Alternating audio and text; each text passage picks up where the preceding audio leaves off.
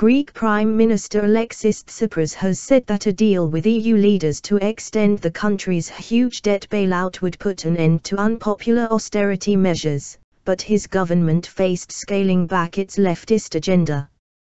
"We won a battle, but not the war. The difficulties lie ahead of us," Tsipras said in a TV appearance on Saturday, adding Greece is now seeing the end of austerity and the bailout. Following weeks of accusations and distrust, Greece and its creditors in the 19-nation eurozone reached an agreement on Friday to extend the country's rescue loans, a move that should dramatically ease concerns it was heading for the euro exit as soon as next month. The agreement means that Greece will avoid going bankrupt, at least over the 4 months of the extension. To get the money though, the Greek government has to present a series of unspecified economic reforms that are deemed acceptable by creditors and rooted in Greece's previously enacted bailout agreement, something the government had promised not to do. "I think it is a good balance that has been reached for Greece. And it was made possible because Greece has shown a strong sense of responsibility and Europe has shown a lot of solidarity.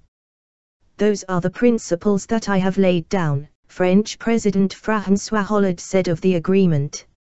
Faced with criticism that he came away with few concessions, Tsipras clearly aimed to put his own spin on the deal.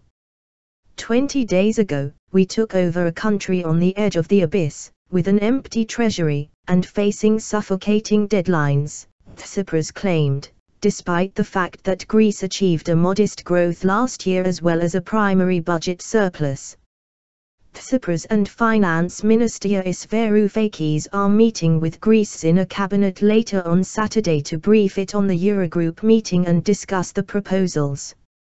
Tsipras did not specify what reforms would be considered but mentioned a crackdown on tax evasion and corruption, reforming the state sector and dealing with the country's humanitarian crisis.